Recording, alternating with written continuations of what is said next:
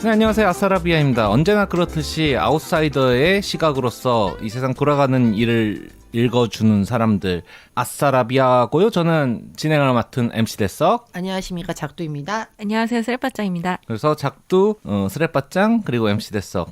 아싸라비아 오늘도 힘차게 하루를 시작해 볼까 합니다. 이렇게 시작하는 게 맞나? 어떻게 지내셨어요, 여러분? 또 그 질문이에요? 어떻게 안 지내셨어요, 여러분? 보통 물어보면은 나한테도 또 질문을 해달라 이런 의미로 받아들여야 되는데 그냥 그런 자기한테 거죠. 질문해, 자기한테 스스로. 어떻게 지내셨어요? 나 어떻게 지냈니? 이러면서. 듣기도 전에 듣기 싫다. 그냥 어떻게 지냈어요, MC 대성님?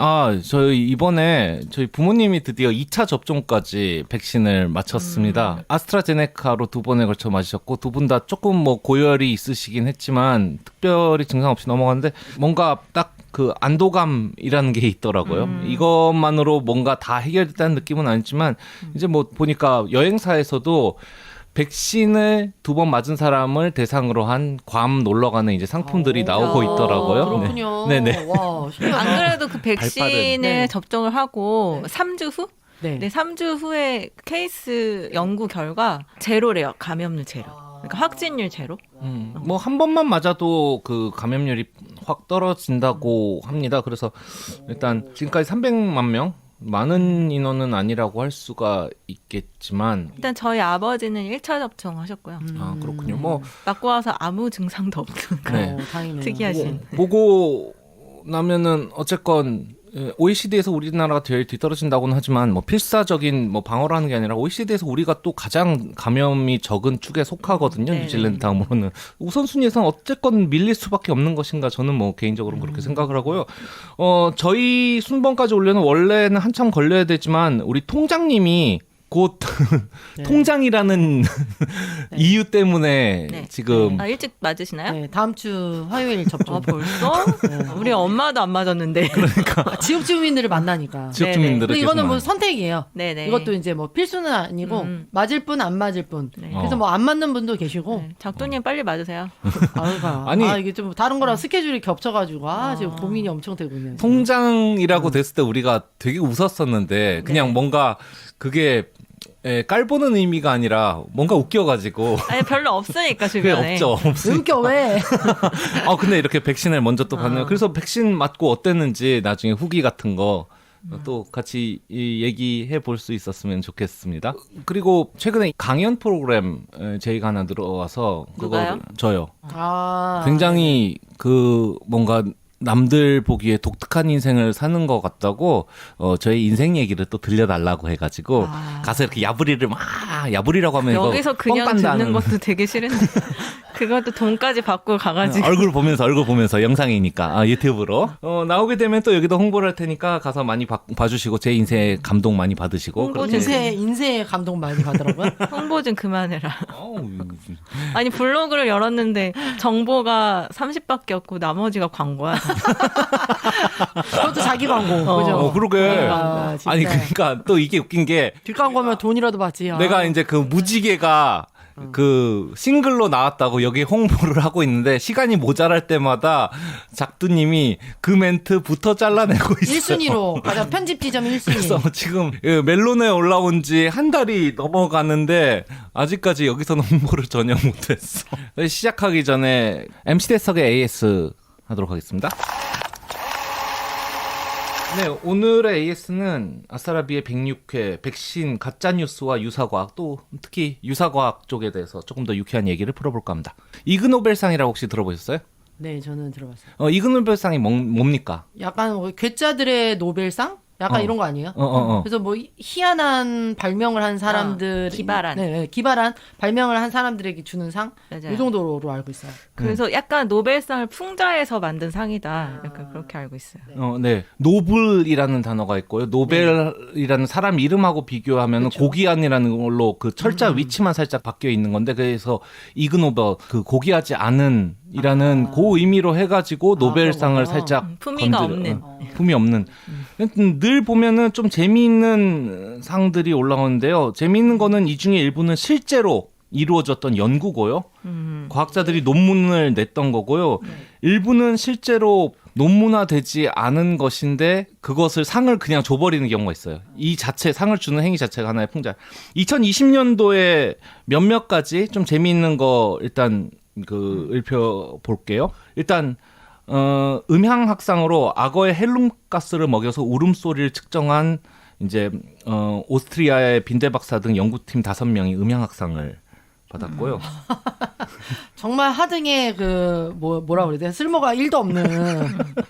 재밌긴 한데. 일단 악어의 헬륨가스를 먹여야 되니까. 나중에 뭐 고질라 음향할 때 같이 늘라나? 우리가 논문 쓸 때 보면 남들이 이미 쓴 거 하면 안 되잖아요. 그렇죠. 피해가다 보면은 이런 거 재밌다. 네. 인도 코끼리의 전체 표면적 계산은 그래서 뭐 하는 거지? 인도 농업대학교 스리쿠마가 수학상을 받았네요. 수학상을 표면적 계산을 해서. 또 이를테면은 경제학상인데 스코틀랜드에서 논문이 나온 건데 13개 국가에서 소득이 키스 빈도에 미치는 영향을 조사. 소득이 키스 빈도. 네. 키스 빈도가 소득이 아니라 소득이 키스 빈도. 돈이 많으면 키스를 자주 하거나 그쵸? 적게 한다거나 연애를 많이 할 수 있으니까. 연애랑 키스랑 그런가? 또 상관이 있을 수도 꼭 있잖아. 있을 수도. 아무래도 네. 안 하는 것보다는 더 많이 하겠지. 아닐 수도 있고 뭐. 의학상 같은 경우에는 다른 사람이 무언가를 씹는 소리, 전부 2020년도 연구입니다. 가장 최근의 것들이에요. 다른 사람들이 무언가를 씹는 소리에 고통받는 미소포니아라는 게 있대요. 씹는 소리요? 씹는 소리. 다른 사람이 뒷담화? 쩝쩝쩝쩝. 음식을 찝는 소리에 고통받는 거. 거기에 대해서 또 연구를 들어간 경우가 네네. 있습니다. 이런 식으로 그리고 뭐 재료과학상은 인간의 배설물을 얼려서 칼로 만들었을 경우에 이게 사실은 잘 들지 않는다라는 것을 증명한. 어머 어떡하면 좋아. 진짜 잘 들지 않을 것 같았는데. 진짜 잘 들지 않을 것 같았는데 정말로 잘 들지 않더라. 네, 그런. 아니 그럼 진짜 과학팀이 하는 거예요? 아니면 그냥 일반 사람이 하는 거예요? 아니 지금 나온 것들은 전부 과학적으로 이제 나온 것으로 알고 있어요. 그럼 아까 전에 인도 코끼리 면적도 지금 과학팀이 했다면서요? 무슨 근데 이분이 농업대학교. 그러니까 농업대학교. 아까 일반 사람은 아니야 어쨌든. 네, 대단하다. 근데 한국인도 받은 적 있어요. 그래요? 네, 99년에 이분은 학자가 아니라 FNC 코오롱에 다니시는 분인데 네. 향기나는 양목을 발명했는데 상 이름이 향기나는 양복. 양복. 네, 양복을 발명했는데 받은 상이 환경보호상이에요. 왜요? 안 빨아도 되는 거야? 모르겠어요. 안 빨아도 되니까 주는 거 아니에요? 냄새가 안 나니까. 세제 덜 쓰게 하니까. 세제 덜 쓰게 하니까. 한 2주 입어도 한 달 입어도 안 빨아도 돼 이런 거 아니야? 아니 그러니까 몇몇 가지는 지금 쭉 이그노벨상 나온 거 보면 나올 때마다 보는데 일부는 웃고 넘어갈 거라면은 나머지는 그게 그 연구 자체가 그 이면에 깔려 있는 또 어떤 던져주는 면들이 있는 경우도 있어요. 그건 논문을 실제 찾아가 보면은 그런 경우가 있긴 있는데, 근데 실제로 연구가 이루어진 게 아닌데 상을 준 경우들이 있습니다. 2020년도에는 특히 2가지 정도가 그건데요. 자신이 경영하는 회사에 소송을 낸 남성을 암살하도록 청부한 중국 살인 청부업자들이 상을 받았는데요. 이 살인 청부업자들이 살인을 하청을 줬어요. 네. 근데 하청을 받은 사람이 또 하청을 줬어. 그래서 계속 하청을 주다 보니까 암살 지목을 받은 사람이 알아채가지고 이걸 신고를 해가지고 줄줄이 잡혀 들어갔어요. 그래서 평화상이에요? 평화상? 경영학상을. 경영적으로. 다단계네, 다단계. 네, 다단계 시스템. 경영적으로 이게 이렇게 하면은 뭐 시스템이 약화되고 뭐 그렇게 된다는 걸 보여줬다는 의미겠죠. 경영학상을 받았고요. 정치가들이 줄줄이 상을 받았습니다. 정치인들이 과학자보다 삶과 죽음에 더 즉각적인 영향을 미칠 수 있다는 것을 보여준 정치 지도자 9명. 도널드 트럼프, 자이르 보우스나루, 보리스 존슨, 블라디미르 푸틴 등등의 이 사람들인데요. 이들은 코로나 맞물려서 제대로 대응하지 못하고 방역에 실패한 국가의 정치 지도자들이다. 네. 되게 시니컬하네요, 그죠? 그렇죠. 굉장히 시니컬합니다. 이 상을 줬다는 자체가 풍자하는 느낌의. 네.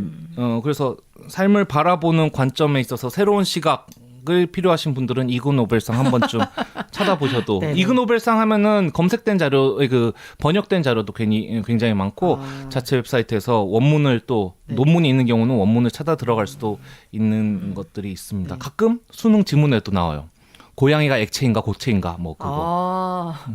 뭐 용기가 있으면 용기의 고양이가 용기 모양으로 딱 변해서 들어가잖아. 그래서 고양이가 액체 성질을 갖고 있다 이거죠. 흐른다라는 거지. 그런 식으로 하면은 고양이는 방석인가 생물인가 그런 거.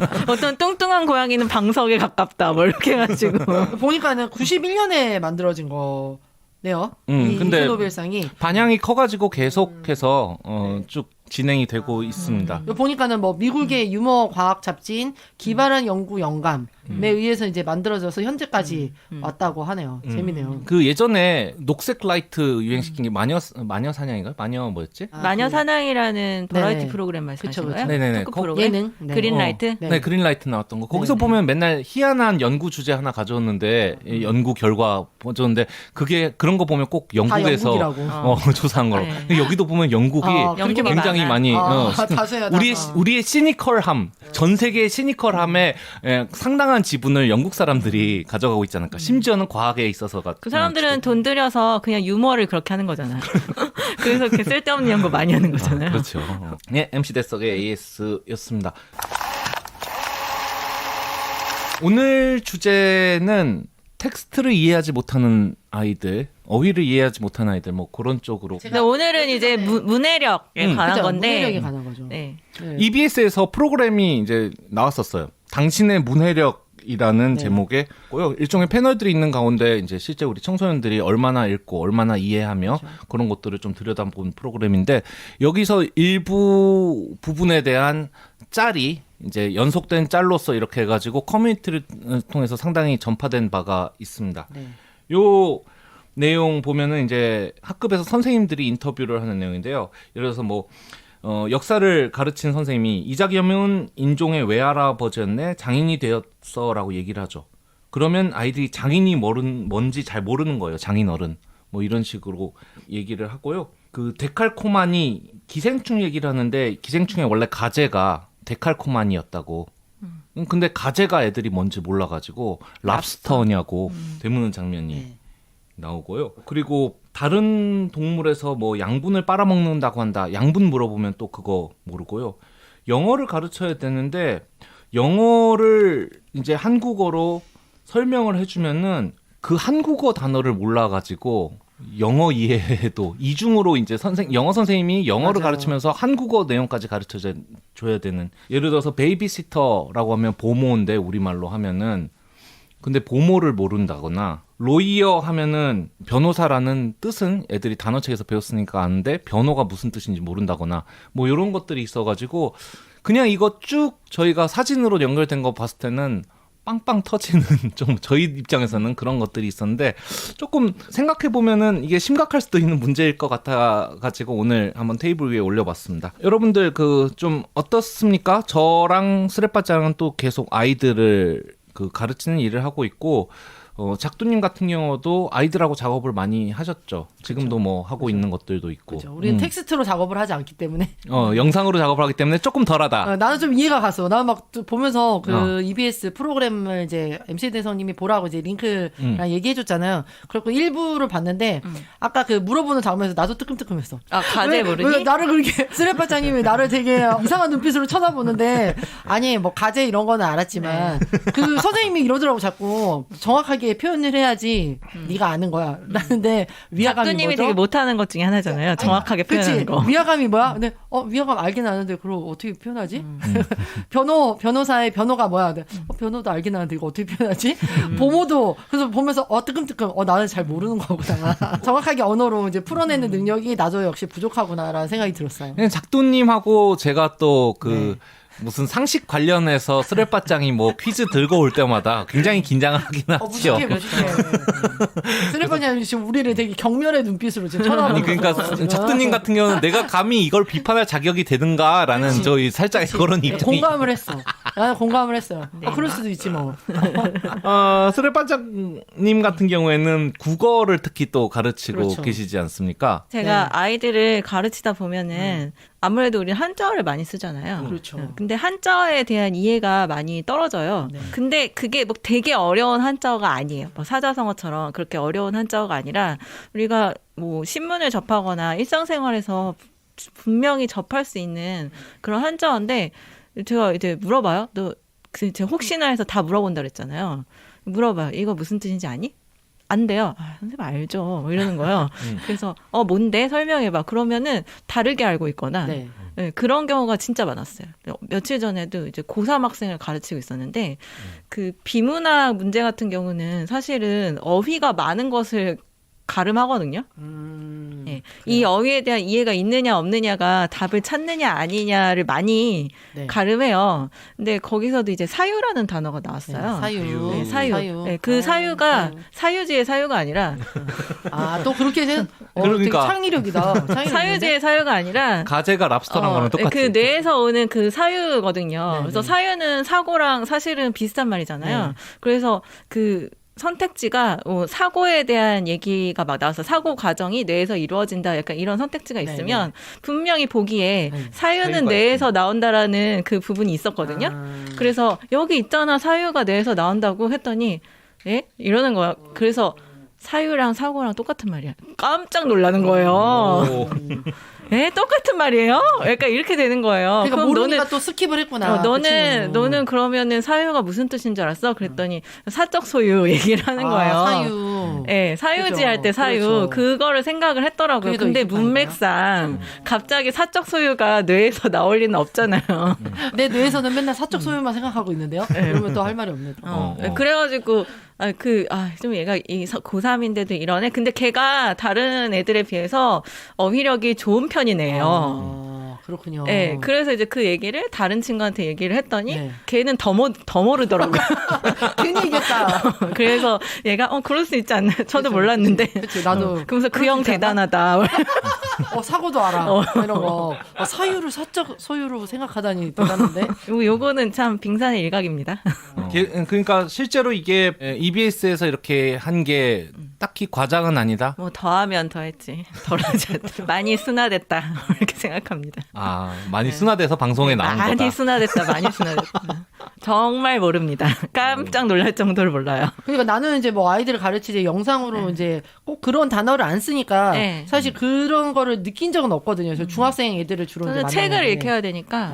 네. 그래서 그렇군요. 저는 항상 네. 글이 나오면 무조건 소리내서 먼저 읽히거든요. 저는 옛날에 그렇게 배웠던 기억이 있으니까 우리는 초등학교 가면 무조건 소리내서 읽었잖아요. 그래서 그런 기억이 있고 저는 그게 독해의 기본이라고 생각해서 무조건 소리내서 읽게 하거든요. 근데 맨 처음 학생을 만나서 소리내서 읽으라고 했을 때 애들이 10명이면 10명 다 거부감을 보여요. 고등학생인 거죠? 네, 대부분. 네? 네? 설마? 소리내서요? 약간 이런 반응이 돌아와요. 그래서 처음에는 진짜 막 읽기 싫어가 막 그래서 막 목소리도 막 기어 들어가서 잘 안 들리고 막 약간 처음에는 그래요. 근데 이제 계속 시키면은 이 선생님은 소리내서 읽으라고 시키는 선생님이니까 이렇게 되니까 그 뒤부터는 조금씩 괜찮아지는데 처음에는 정말 그랬어요. 그래서 실제로 소리내서 읽는 거를 시켰을 때 진짜 제대로 잘 읽는 애들이 거의 없었어요. 발음이요? 아니면은 일단 첫 번째는 단어를 잘못 읽고 그 단어가 아닌데 뭐 예를 들어서 학력이면 학력을 학적이라고 읽는다던가 학적부가 더 약간 그런 식으로 자기 그 뇌에서 자꾸 다른 단어로 바꾸는 거예요. 익숙한 그런 거 하다 보면은 왜 읽어야 되는지 좀 이해를 할 수는 있겠네 스스로. 네, 그렇게 한다던가 아니면은 그 스킵하면서 띄어 읽기. 근데 분명히 여기서부터 여기까지 다 읽으라고 했는데 자기가 중간중간에 단어를 한두 개씩 계속 빼는 거예요. 빼면서 읽는 거예요. 근데 빼면서 읽으면 되게 웃긴 게 다른 말이 돼버려요. 빼면서 읽으면 그 의미가 완전 달라져 버리거든요. 그래서 제가 국어는 다르고 다른데 너가 이거를 요약해서 말할 수 있을 만큼 그 문장력이나 어휘력이 뛰어나지 않은데 왜 빼는 거야? 약간 제가 그렇게 얘기하죠. 너 왜 자꾸 빼? 귀찮아서 그런 거야? 약간 이렇게 얘기하면은 필요 없을 것 같아서 뺐는데요. 약간 간주 점프에 익숙해진 세대라. 네, 필요 없을 것 같아요. 걔네는 약간 세 줄 요약, 한 줄 요약 그렇죠. 이런 거에 되게 익숙한 세대잖아요. 그러니까 그렇게 긴 거를 읽는 게 약간 쓸데없는 짓이라는 생각을 약간 효율이 떨어지는 짓이라고 약간 생각을 하는데 저는 아무래도 국어를 가르치니까 국어는 진짜 다르고 다르다. 뉘앙스가 하나만 빼도 달라지는 경우가 있는데 너네가 그거를 빼면서 그 뉘앙스를 틀리지 않고 가져갈 만큼 그렇게 뛰어난 문장력을 가지고 있지 않아. 그러니까 지금은 그냥 읽어 약간 이렇게 하거든요. 그런 느낌을 많이 들었어. 그냥 단순하게 읽기를 시켰는데 그것도 잘 못하네. 약간 그런 생각이 들었었어요. 그러니까 사실 이제 생각만 하고서는 글을 접했을 때는 내가 모르는 부분들을 이제 스킵하고 이런 것들이 사실 굉장히 자연스럽잖아요. 그러니까 내가 100% 이해를 안 해도 사실 이해를 했다라고 느낄 수 있는 거잖아요. 말을 안 하고. 근데 요즘 트렌드랑 되게 맞지 않아요? 영화도 잘라서 보고. 말씀하신 대로 진짜 내가 소리 내서 읽는 그 순간에 네. 뭐 예를 들어 이제 뭐 선생님이나 있으면은 내가 사고의 그 빈틈들이 다 그대로 보여지는 거네요. 그죠? 그렇기 때문에 소리 내서 읽으라고 하는구나. 네. 나도 그 보니까 그 다큐멘터리에 거의 마지막 약간 그 6부작에서 마지막 6부가 이제 소리 내서 읽기. 여기 네. 되게 이제 뭐 핵심을 주더라고요. 네. 그렇게 해서 이제 문해력을 키울 수 있다. 이렇게 얘기를 근데 하는데 생각보다 그거를 잘 읽을 수 있는 애들이 생각보다 거의 10명한테 시켰을 때 1명 정도가 제대로 읽고 나머지는 다 잘 못 읽더라고요. 그렇죠. 그리고 그 다큐멘터리에서도 그 초등학교 저학년인가 하여튼 뭐 초등학교 입학 전인가 이 친구한테 이제 한번 읽으라고 그랬더니 막 분노의 책 읽기를 하면서 내가 너무 하기 싫은 거지.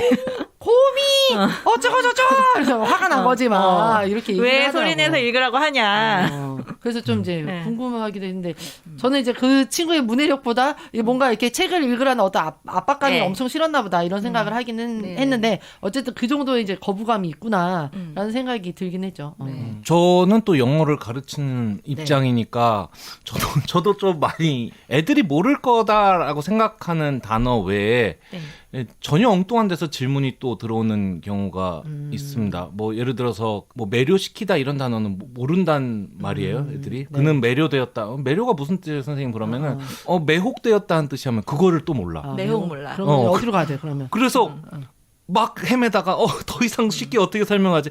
유혹되었다고. 그러면은 이해해요. 근데 의미가 좀 아니야, 이제 틀어졌잖아. 막 전혀 모르게 되면은 에피소드로 가야 돼. 그렇죠. 예를 들어 풀어서 A가 있어. 어떤 여자가 있어.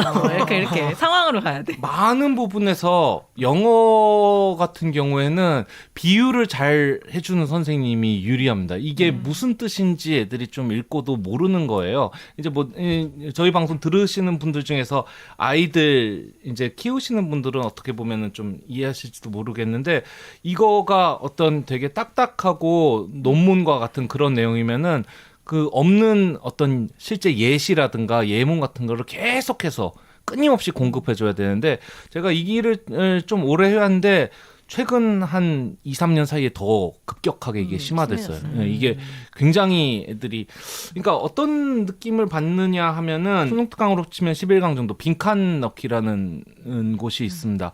전체 지문에서 한 곳을 빼놓고 여기에 들어갈 알맞은 내용을 찾는 건데 문제가 구성되기 위해서는 나머지 부분이 이곳에 대한 내용을 말해줄 수 있는 근거가 확실히 잡혀야 돼요. 그러다 보니까 조금 철학적이거나 과학적이거나 조금 관념적인 이야기들이 나오는데 이거 나오면은 헤매는 거예요. 전부 다 해석을 해서 단어를 말해주면 그 단어 뜻을 한국어로 보니까 이중으로 설명을 해주고 그러고 나면은 문장은 이해가 되는데 문장이 이렇게 연결돼 있잖아. 이거의 논리의 흐름을 못 읽는 거예요. 그럼 그 논리의 흐름을 요건 요래서 저렇게 돼서 이렇게 됐다는 얘기하고 한 번 더 설명을 해줘. 그러고 나서는 빈칸이라는 거는 여기서 이 논리의 구석 하나 비어있는 징검다리를 찾아서 넣어야 되는데 이걸 이번엔 또 못 찾는 거예요.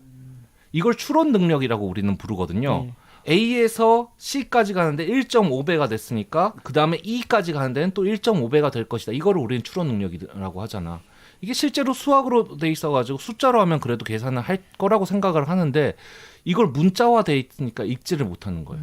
굉장히 단편화돼 있고 그 자체 단편화돼 있는 어떤 어휘에 대한 이해력도 떨어지는데 그걸 연결해가지고 큰 문맥을 잡아라, 큰 맥락을 잡아라 하면은 진짜 막 헤매게 되는 겁니다.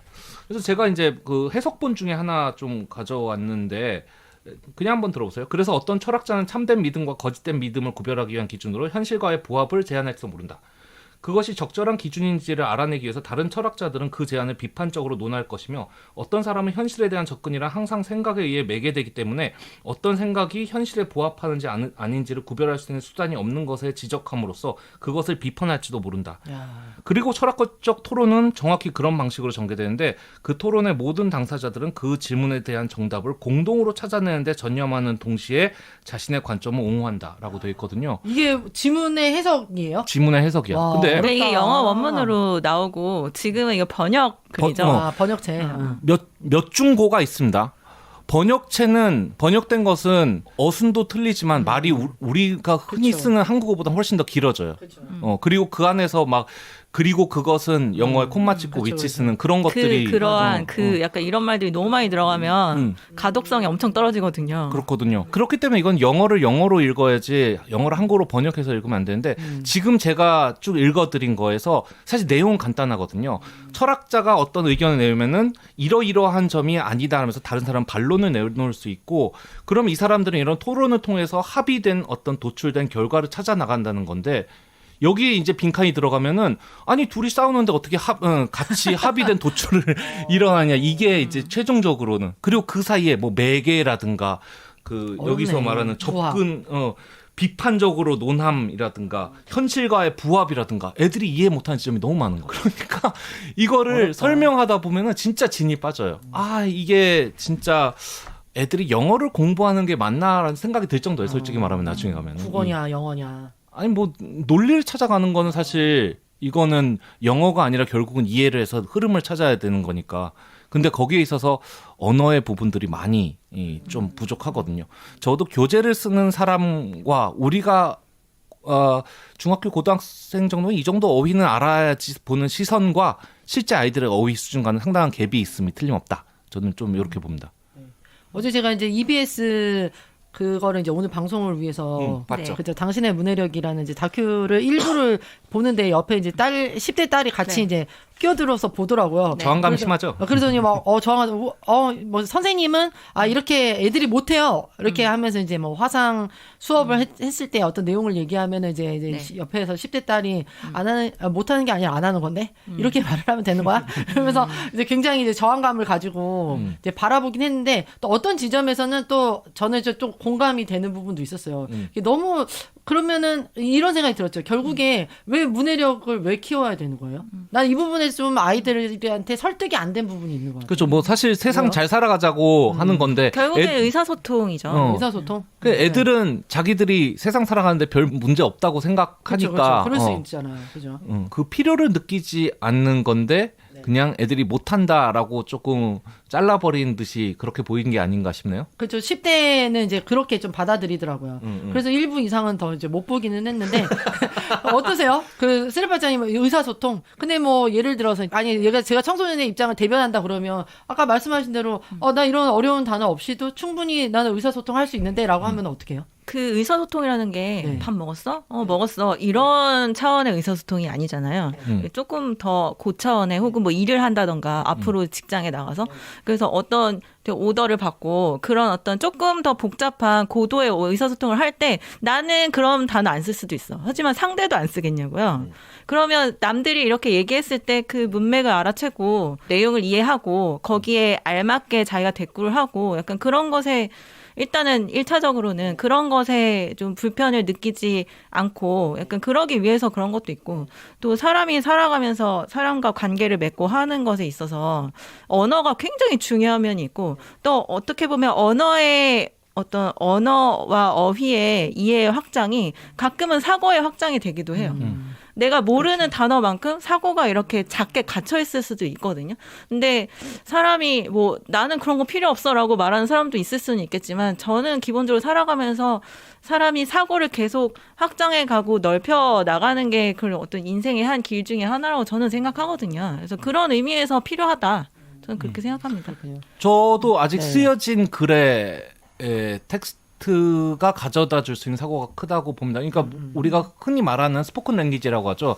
말하는 언어의 특성이 또 따로 있을 텐데 생각이 정돈돼 가지고 그 전체 흐름을 이끄는 그 한 줄 한 줄이 아니라 전체 문맥을 결국은 이해를 해야 되는 그런 쪽에서 좀 더 깊은 생각, 좀 더 정확한 어떤 사고의 전달 이런 것이 가능하다는 것은 뭐 이제까지 모든 논문이라든가 이런 것들을 봐도 그런 것들이 다 그런 형태로 쓰여져 있잖아요. 그래서 그런 부분에 있어가지고 사고를 확장할 생각이 있다면은 텍스트에 대한 이해, EBS에서 짤로 도는 거는 어휘에 대한 부분이지만 그렇죠. 이게 확장돼가지고 문맥에 대한 이해가 굉장히 장문을 이해하기를 힘들어하고요, 버거워하고요. 사실 이게 재밌는 게 또 수능 모의고사 지문으로 이 주제가 나왔었어요. 과거에는 텍스트가 이제 맞이해야 할 어떤 경쟁 상대가 TV밖에 없었는데 지금은 그렇지 않다. 만약 어떤 소설 같은 거를 읽어오라고 애들한테 말하면은 애들은 이거에 영화판은 있는지 먼저 되물어 볼 것이다. 그리고 만약 그렇지 않다면은 인터넷에서 이거의 요약본을 찾아볼 것이다. 요약본에는 이를테면은 전체 내용을 요약했을 뿐만 아니라 뭐 그 거기서 이제 딴 데로 연결될 수도 있는 각종 링크나 뭐 이런 것들도 있어가지고 거기서부터 또 그냥 자기가 알아서 인터넷의 바다로 이렇게 흘러 들어가기 쉬운 구조로 되었기 때문에 정적이지 않고 동적이고 그래서 그런 쪽을 더 선호하게 되는데 주제문 찾기였던 것 같은데 주제가 결국 그거였어요. 지금의 아이들은 텍스트를 읽지 않고 텍스트에 관해 읽는다라는 얘기예요. 뭐에 대해서 요약해 놓은 거, 뭐를 정리해 놓은 거, 내가 읽지 않고 그냥 정리해 놓은 걸 보면 되는데 왜라는 생각을 가지고 있고요. 그런 거를 뭐 서머리 컨텐츠? 그런데 안 해요? 그러니까 뭐 실제로 인터넷에서 심지어 댓글을 길게 달아놓으면요, 니마 3줄 요약요라고 붙여놓는데 이게 우리나라만의 사실이 아니라요. 영어에도 TLDR이라는 말이 있어요. Too long don't read라고 해가지고 너무 길어서 안 읽는다라는 재밌더라고. 그 현상이 있거든요. TL DR. didn't read 그거더라고요. 너무 길어서 안 읽었다. 그래서 안 읽었다. 네네. TLDR. TLDR. 그래서 길면 안 읽는다.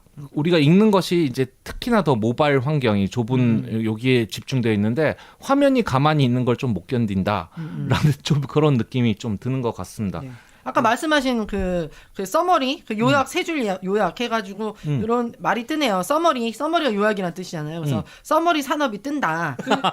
영화, 책, 뉴스 다 이제 요약해서 막 세 줄 요약. 사실 유튜브 가면 그런 프로그램 천지죠. 그렇죠. 굉장히 많죠. 그러니까 굳이 영화를 보려고 하지 않죠. 사실 뭐 제 딸들하고도 미나리를 얼마 전에 같이 보긴 했지만 보통 뭐 제가 이제 이거 영화 한번 볼까? 재밌을 것 같지 않아? 그러면 나 이미 다 봤어. 그러니까는 이미 얘네들은 이제 그 요약 그거를 요약본으로. 리뷰를 통해서 다 본 거죠. 그리고 또 지금은 이제 조금 보는데 옛날에는 본 영화 같은 것들을 볼 때 되게 거부감이 있는 거예요. 그래서 짧게 그냥 리뷰를 보면 되지. 그 긴 시간을 내가 왜 보고 있어야 돼? 이게 약간 텍스트하고 연결되는 것 같아요. 왜 굳이 그 지금 몇 시간 하면서 책장을 넘기면서 책을 봐야 돼? TV 뭐 유튜브 찾아보면은 그 책에 대해서 다 얘기해주고 독후감 쓰는 게 목적이잖아요. 이렇게 내기 위한 네. 수행평가 그거를 갖고 수행평가 하면 되는데 왜 내가 굳이 그 많은 시간을 책장을 넘기고 있어? 라는 얘기를 하는 거죠. 그러니까 그때 저는 이제 뭐 선생님들로서 궁금한 거죠. 그럴 때 뭐라고 대답을 해줄 수 있는 건지. 세 줄 요약 보면 안 돼요? 아까 전에 이제 이미 그 쓰리빠짱님이 좋은 대답을 해주셨지만 또 이제 한 번 더 궁금해서. 그러니까 학생들이 실제로 그렇게 물어보면은 그래서 선생님 이게 무슨 말인데 뭐 그냥 그 간단히 요약만 해주세요 뭐 그런 식의 태도를 보이면은 뭐라고 대답 그 실제로 그런 일이 있지 않겠지만 그렇게 한다면 뭐라고 대답해 줄 것 같아요? 읽음의 필요, 장문 독해의 필요성에 대해서라면 결국 이제 우리가 흔히들 말하지만 글이 영화판으로 된 것도 이제 상당히 많이 줄여진 부분들이 있잖아요. 그렇죠. 또 영화를 그거를 요약해서 본단 말이에요. 영상 세대가 돼가지고 하나의 빠른 자극에 익숙해져 있는 세대고 실제로 긴 장문을 읽어볼 기회는 사실 저는 학교에서밖에 없는 게 아닌가라고 좀 생각을 해요. 네. 근데 결국 원본이라는 것은 텍스트화되어 있는 그것이고 그 안에서는 우리가 이 내용 자체만 있는 게 아니라 그 안에서 이 사람이 말하고자 하는 어떤 뉘앙스라든가 어떤 그런 것들 데미안 같은 거 줄여서 줄거리만 요약해 놓으면 뭐 별거 있나요? 그러나 그 한 줄 한 줄에 어떤 이 사람이 써놓은 그 거기서 우리는 행간을 읽는다고 하죠. 줄줄에서 여기서 무엇이 느껴지고 뭘 할 수 있는지 비판적으로 읽기라고 했는데 내가 또 다른 생각을 펼쳐나갈 수도 있는 그렇죠. 그렇게 되죠. 맞아. 그런 공간을 있는데 그런 공간을 포기하라고는 못하는 거지 우리는. 그래서 어떤 교육적인 측면에서 이것이 아주 구시대의 텍스트라고 하기에는 여기에 훨씬 더 너희들만의 읽기를 할 수 있는 공간이 있다. 만약 영상으로 요약으로 읽 거면은 너는 그냥 거기서 말해주는 내용을 그대로 받아들이게 되는 건데 그런 면에서 너는 원래의 글을 읽어야 된다. 가급적이면은 수능의 지문 같은 것들도 다 이제 인터넷에서 그 부분 잘라서 쳐보면 나오거든요. 원문에 접근이 가능한 것만 올립니다. 그래서 관심 있으면 원문을 더 찾아 읽어봐라라고 얘기를 하는데 물론 듣는 애들은 없지만 저의 뭐 생각은 그렇습니다. 그렇죠. 그 에피소드 하나 생각이 나는데 네네. 그 친구가 이제 대기업에 다니는데 근데 거기서 이제 엔지니어 파트가 있고 네. 그다음에 홍보 파트가 있고 홍보 파트 문과 성향 그다음에 엔지니어 파트는 이과 성향이잖아요. 그쵸. 근데 이제 뭐 사규나 네. 어떤 그런 규칙 같은 거를 이렇게 써가지고 보낼 때 근데 이 엔지니어 파트에 보내는 이 사람들 용의 사규가 따로 필요하다는 거예요. 그럴 것 같아. 예, 그래서 이제 그거를 쓰는 작업을 이제 누구한테 맡기는데 그 조건이 되게 까다로웠어요. 일단 2장 이상 넘어가면 안 된다. 아, 그렇죠. 예. 그 다음에 문장 하나가 길면 안 된다. 그쵸. 그 다음에 이 사람들은 대화도 그렇고 이해도 그렇고 알고리즘으로 하는 사람들이기 때문에. 아, 재밌네요. 예. 근데 또 너무 딱딱하면 안 된다. 약간의 스토리가 있으면서. 네. 스토리텔링. 약간의 스토리텔링이 재밌네. 들어가면서, 네. 하지만 또 짧고, 그리고 되게 이해하기 쉬운 그런 사교를 만들어 달라라는 주문을 받고 굉장히 고민했던, 뭐 어떻게 쓰란 얘기야? 약간 이런 식으로. 약간 지금의 세대가 그 뭐 텍스트를 받아들이는 모습하고도 되게 좀 비슷해요. 비슷하네요. 예, 그죠? 예, 그 얘기가 떠오르네요. 그래서 아니 저는 이제 앞서 이제 두 분이 말씀하신 거에 되게 공감하면서 전 사실 EBS 당신의 문해력 네. 프로그램을 보면서 저는 조금 아쉬웠던 부분들이 사실 그 부분이었거든요. 그래서 그래 뭐 애들이 네 문해력이 떨어져 문해력이 좋으면 소득도 오르고 뭐도 오르고 뭐도 올라 취업에서도 좋아. 근데 이거로 과연 내가 설득이 될까라는 생각이 되게 많이 들었거든요. 그러니까 설득하지 못하는데 문해력을 계속 강조를 하니까 그래서 도대체 보면서 도대체 왜 문해력이 필요한가에 대한 이야기를 조금 더 풀어야 되지 않았을까라는 좀 그런 생각이 많이 들었어요. 그 영상을 보면서. 물론 이제 그 영상 자체도 굉장히 쉽게 풀어내기 하기 위해서 저는 그 영상 자체도 굉장히 많은 부분 약간 그 요약하는 방식으로 짤림. 네, 그죠. 그 나레이션이 그냥 의도를 다 대변해 버리죠. 그렇죠. 그러니까 그 수많은 그 뭐 이야기들을 굉장히 간편하게 정리해서 사실 그 다큐멘터리 자체도 그렇게 보여졌기 때문에 좀 이제 아쉬운 점이 있었어요. 하지만 이제 뭐 이 자체가 사실 문해력이라는 이슈를 던졌다는 거에 대해서는 참 의미가 있지만 그래서 저는 이제 그걸 보면서 이제 왜 문해력이 진짜 필요한가 그런 생각이 들었는데 그 쓰레빠짱님이 말씀하는 것처럼 언어가 사고를 확장하는 측면이 있기 때문에 네. 그죠 알아야지 또 보이고 그죠 또 말씀하신 것처럼 이 비판적인 사고를 가능하게 한 게 텍스트는 기본적으로 정보량이 굉장히 많잖아요. 영상으로 풀어냈을 때와 텍스트를 봤을 때 이 흡수되는 정보량이 굉장히 다르고 그 말씀하시는 것처럼 나의 그 생각의 빈 공간들을 만들어주기 때문에 비판적인 사고가 사실 가능한 거잖아요. 그래서 우리가 예전에 뭐 유사과학 오늘 뭐 앞서 이그노벨 상도 얘기를 했지만 거기서 사실 우리가 풀어야 되는 게 우리가 가져야 되는 게 유사과학에 대한 믿음이 아니라 뭐 의심이죠, 의심. 과학적인 사고력을 키우는 거다. 그러면 남이 어떤 말을 했을 때 내가 그냥 그 사람의 말을 믿지는 않게 되거든요. 의심하게 되고 이게 막 합리적인지 실험하게 되고 이제 이런 게 사실 굉장히 중요한 포인트 아니에요. 그리고 사실 지금의 아이들이 길러야 되는 힘이기도 하고 그런 거를 조금 강조를 했으면 좋았을 텐데라는 아쉬움이 조금 남았었어요. 그래서 예전에 이제 아이들이 초등학교 저학년을 이제 영국에서 다닐 때 저 되게 좀 재밌었던 게 그 트리 옥토퍼스가 어떻게 가짜 뉴스인가를 우리가 한번 해보자. 그러면서 트리 옥토퍼스 나무에 사는 그 문어의 사진을 애들에게 이제 주는 거예요. 이게 왜 가짜인지. 그러니까 아이들은 이제 이미지에 굉장히 익숙하고 이미지는 100% 진실일 거라는 어떤 믿음을 주는 게 있잖아요. 현실을 살짝 왜곡해도 이미지로 보여주면 아 맞아. 라고 이제 받아들이는 거. 이거를 비판하기 위해서는 많은 텍스트를 읽어야 되는 거거든요. 사실 문어의 특징이 어떤지. 이런 것들을 읽어 나가는 와중에 이미지가 주는 이 가짜의 정보들을 해독할 수 있는 거거든요. 그러니까 어떻게 보면 지금의 아이들에게 되게 필요한 정보일 수도 있다는 거죠. 물론 현실적으로 굉장히 떨어진 이야기죠. 이런 이야기가. 그래서 나는 조금 그런 좀 더 궁극적인 목표에 좀 초점을 맞췄으면 더 좋지 않았을까라는 좀 아쉬움이 있었어요. 네. 그래서 좀 교육적인 얘기로 넘어가서 얘기를 하자면 그 문해력 얘기하면서 사실 그 초등학생, 그러니까 초등학생이나 혹은 미취학 아동일 때 그 우리 세대보다 훨씬 더 그런 독서 프로그램을 엄청 많이 해요. 그래서 뭐, 그쵸. 네, 뭐 플라톤이니 뭐 무슨 뭐 한울이니 막 하면서 뭐 이렇게 책을 읽고 뭐 서로 토론하고 약간 이런 걸 일주일에 한 번씩 사교육으로 막 한단 말이에요. 아마 그거 안 해본 초등학생 거의 없을 거예요. 거의 다 막 그런 거에 엄청 집중해서 책 엄청 읽히고 막 이런단 말이에요. 초등학교 때까지. 근데 중학교 올라오면 딱 끊겨요. 그쵸. 중학교 맞아요. 올라오면서 그냥 내신 공부에 확 집중을 해버리니까 그때부터는 아무도 책도 안 읽고 약간 그렇게 되는 거예요. 그게 강압적이든 아니든 그렇게 돼버리니까 그 또 고등학교 올라와서 또 공부만 하고 책 아무도 안 읽어요. 책 누가 읽어요? 읽질 않아요. 약간 그렇게 돼버리니까 진짜로 책을 읽어야 된다는 필요성을 부모님이 가지고 있는 게 맞는가? 약간 이런 저는 생각도 좀 들더라고요. 그 초등학교 때 다 끝나버리니까 왜 그런 거예요? 왜 중학교 되면은 안 읽히는 거야? 부모의 문제. 학교 공부해야 되니까. 그렇지, 맞아. 입시해야 되니까. 입시해야 그죠? 되니까.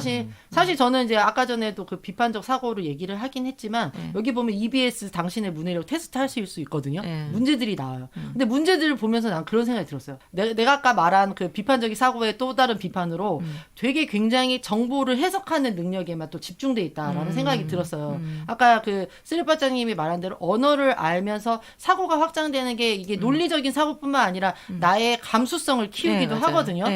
그러니까 그런 점에 있어서는 되게 좀 가르치지 않는다. 되게 알고리즘적으로 이렇게 문해력을 테스트한다라는 느낌도 들기는 했어요. 그래서 아까 이제 데미안의 세 줄 요약을 보면은 사실 데미안 책을 다 읽은 거잖아요. 근데 이거를 이제 너무 좀 올드스쿨이긴 하지만 그 책장을 한 장 한 장 넘기고 거기서 남들이 발견하지 않는 구절에서 내가 삐를 받을 수도 있는 거거든요. 나만의 감수성이 발휘될 수도 있는 거거든요. 그게 또 다른 창작으로 이어질 수도 있고. 그래서 뭐 앞서 뭐 비판적인 논리적인 사고를 키우는 것도 있었지만 감수성을 키우는 거에 있어서도 굉장히 좀 많은 자극을 준다는 거. 근데 그걸 만화를 통해서 하겠다? 그럼 나는 사실 오케이야. 뭐 어때? 만화를 통해서도 할 수 있지만 그러니까 지나치게 이런 장문의 텍스트를 거부하는 이런 느낌들이 만연해 있는 거에 대해서 사실 지적을 하는 거죠. 그죠? 그죠? 그리고 거기에 하나 좀 얹자면 그 제가 애들을 가르치다 보면은 아무래도 세대가 뭐라고 해야 되나? 세대가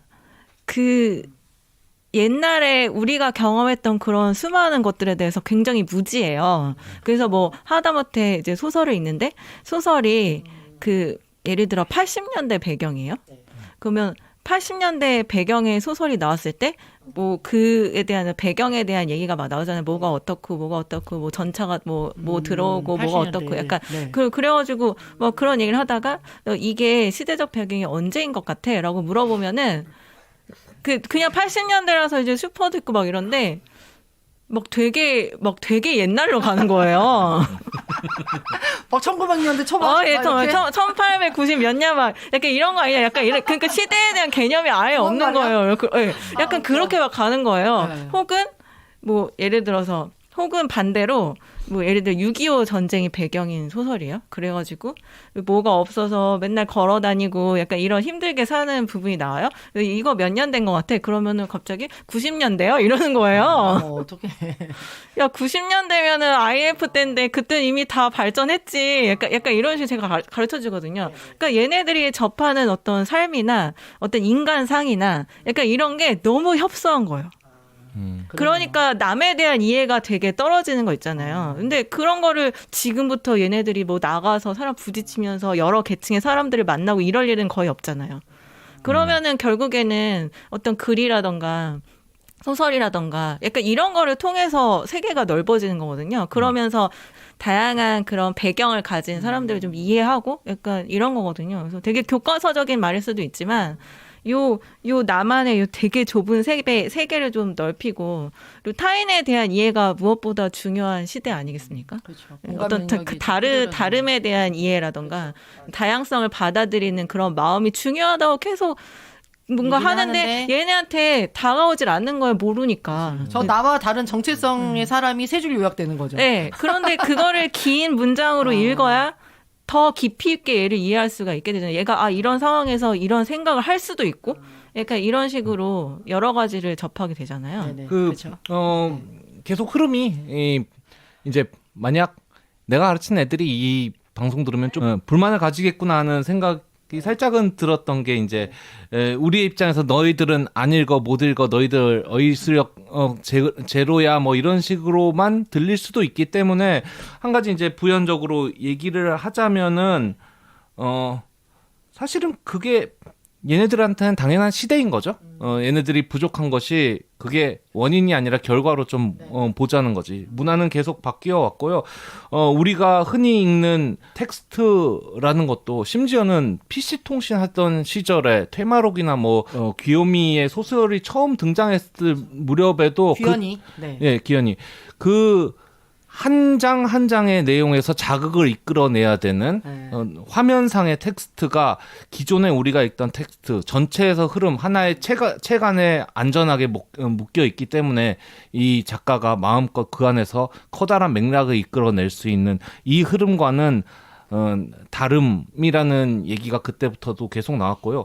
그런 문화는 계속 발전돼서 지금 모바일 그리고 영상 세대 그런 것들에 그리고 소통이 엄청나게 빨라졌죠. 계속해서 심지어는 TV 프로그램 예능 프로그램이 있어도 재밌는 거 하나만 조그만한 클립으로서 돌아다니게 되는 네. 계속 이렇게 세분화되고 빨라지고 그리고 순간순간에 컨텐트 작은 거 안에 자극이 강조된 이 세대에서는 사실 이건 어떻게 보면 당연한 흐름이 됩니다. 맞아요. 굉장히 당연한 흐름이고 애들은 당연한 모습에 당연히 적응하고 있는 것이라고 생각을 하고요. 다만 우리는 아이들이 과자만 좋아한다고 채소를 아예 안 먹일 수는 없기 때문에 그렇죠. 우리가 알고 있는 쓰여진 텍스트의 가치를 알기 때문에 사실은 이걸 어떻게 접목시키고 아이들이 계속 할 수 있을 것인가에 대한 방법을 찾는 거죠. 앞서 말한 EBS 프로그램에서는 좀 재미있게 봤던 장면이 아이들한테 자기가 읽고 싶은 책을 고르게 하고 그거를 이제 선생님하고 같이 토론을 해보겠는데 애들이 게임 관련 2차 창작물 책을 고른 거예요. 선생님이 막 고통을 겪어요. 도대체 왜 그런지 전혀 이해가 안 돼. 그 책 토론하는데 선생님이 질문하다 다 끝났어. 4호는 그러면 얘를 왜 죽이는 건데? 뭐 하면서 그건 뭐 레벨업을 하기 위해서가 아니었을까요? 뭐 그런 식으로 쫙 얘기를 하고 나서 아이들이 낸 질문으로 선생님이 테스트를 보는데 빵점을 맞아요. 그래서 선생님이 태어나서 빵점 처음 맞아봤다고. 그러면은 여기서 말해주는 게 뭐냐면은 학생들의 입장으로 뒤집어 보면은 걔네들이 학교에서 텍스트를 읽고 시험을 치는 건 똑같은 자기가 전혀 모르는 어떤 맥락에서 나오는 것에 대해서 이해를 하려고 애써야 되고 거기에 대한 도움을 전혀 받지 못한 채 그러고 나서 결국 시험을 쳐야 되는 안 되니까 사교육에 또 의존해야 되고 사교육에 의존하다 보니까 혼자서 알아서 텍스트를 읽을 시간은 없어지는 결국 이런 악순환으로 돌아가고 있는 게 아닌가 좀 그런 생각이 좀 들거든요 저는. 그러니까 어떤 면에서 또 지금 이제 뭐 얘기 듣다 보니까 여러 가지 생각이 드는데 제가 이제 그 전에 그 모의고사 국어 되게 어렵다고 그 얘기를 했었잖아요. 네, 직접 풀어보셨죠. 비문학 나오면 굉장히 어렵잖아요. 그때 이제 그 쓰레빠짜님이 그 얘기를 했잖아요. 이해하려고 내는 게 아니라 사실 그림 맞추기다, 퍼즐 맞추기다라는 이제 이야기를 또 하고 그 다음에 또 국어 선생님을 한번 만났어요. 그 선생님도 또 동일한 얘기를 하시더라고요. 그러면서 아이들한테 이렇게 텍스트의 즐거움을 주지 않고 이게 정보력만 추출해 내 가지고 맞추는 것들을 하는 교육을 사실 만들고 있는 건데 여기서 참 문해력이 없다라고 아이들한테 뭐라고 하는 게 좀 죄스럽다라는 생각도 들긴 하더라고요. 그래서 중학교, 고등학교 이게 막 되게 점프되잖아요. 아이들의 이 레벨에 대한 상관없이 이제 뭐 어쨌든 변별력을 위해서 이런 부분도 좀 학교 교육도 좀 어떻게든 우리가 좀 개선되는 방향으로 생각해야겠다. 아이들한테만 문해력 모른다고 뭐라고 할 게 아니라 이런 생각도 들었고 저는 이제 그러니까 어떤 면에서는 좀 과장된 부분도 있는 것 같아요. 그 EBS 특히 이제 당신의 문해력 같은 경우가 굉장히 부모님의 시선이더라고요. 그래서 아이들의 시선은 어떤가. 그래서 물론 그 한 에피소드 같은 경우는 이제 아이들의 시선이 나오긴 했지만 그런 생각이 들면서 이제 딸하고도 뭐 하다 보면은 이제 자기가 어휘를 모르니까 그런 얘기를 하더라고요. 나만 이렇게 몰라서. 아니 나도 어렸을 때 몰랐어. 나도 몰라서 받아 쓰고 혼자 공부하고 그랬어. 근데 이제 아마 이제 지금의 친구들은 그럴 필요성을 못 느끼기 때문이겠죠. 나 때는 느꼈지만 뭐 그런 게 좀 차이가 아닐까라는 생각이 들면서 제가 어떻게 접목해야 되는지가 문제인 것 같아요. 그러니까 물론 이런 얘기는 아니겠죠. 맨날 이제 소설을 책으로 읽어 이런 얘기는 아니겠지만 그렇죠. 편식하지 말고 이것도 이런 거부감 갖지 말고 예전에 뭐 고전 소설을 책으로 읽는 것도 되게 좋은 경험일 수 있어. 라는 거를 우리가 알려주려고 하는 거죠. 그죠? 아니 그러니까 맞아요? 그러니까 예를 들어서 예전에 이제 과외하던 시절에 들어가 보면은 애는 고등학생이잖아요. 근데 책은 이제 책장에 옛날 책을 처분하지 않고 남겨둔 게 Y 책 시리즈랑 그리스 로마 신화 만화책으로 내놓은 거 있어요. 그거 꽂혀 있고 그 뒤로는 책이 업데이트가 안 돼 있는 거야. 그러니까 뭐 그 책도 굳이 빼내 버려봤자 더 공간이 필요하지 않으니까 그냥 남겨둔 것 같긴 한데 그런 거 보면은 쓰여진 글에 대한 읽을 필요성 혹은 읽을 시간을 청소년들은 좀 갖지 못한다 이렇게 봐야 되고요. 네. 그거는 저희 사회가 천천히 해결해 나가야 될 어떤 지점이 아닐까라고 또 생각을 합니다. 어차피 살다 보면은 글로 보고서를 쓰든 뭘 하든 어떤 그 긴 문장에 대한 해석을 필요로 하는 순간이 좀 분명히 오지 않을까 좀 생각을 해보고요. 네, 오늘 마무리로 좀 한마디씩 붙이실 거 있으신지 들어볼까요? 저 EBS 그 문해력 테스트가 있으니까 한번 해보시라고. 근데 난 무서워서 못했어. 그래서 우리끼리 한번 해볼까요?라고 얘기를 할까 하다가 이거 점수 까야 되네. 근데 어차피 그래서. 뭐 다 맞춘 사람은 9%도 안 된대. 맞아 그렇더라고요. 혹시라도 이거 들으시는 청소년들 분들 있다면은 뭐 쌤들이 모여서 학생을 깐다라고 생각하지 마시고요. 저희가 생각하는 어떤 지향해 나가야 될 지점이라고 생각하는 것이 어떤 문해력 그런 것들이 꼭 필요하지 않을까라고 생각하는 내용이었고요. 사실은 이게 청소년에서만은 국한되지 않는다. 실질적 문맹률에 대해서 저희가 한번 얘기해 보자고 했었는데 전에 기억하시나요? 한번 제가 올렸었죠. 네, 한번 어떤 얘기했었죠. 기사에 대한 댓글이 이렇게 쫙 나와 있는데 근데 실제 그 기사를 이해하지 않고 댓글을 달았다 싶은 댓글들이 이렇게 쭉 나열이 되니까 줄줄이 있죠.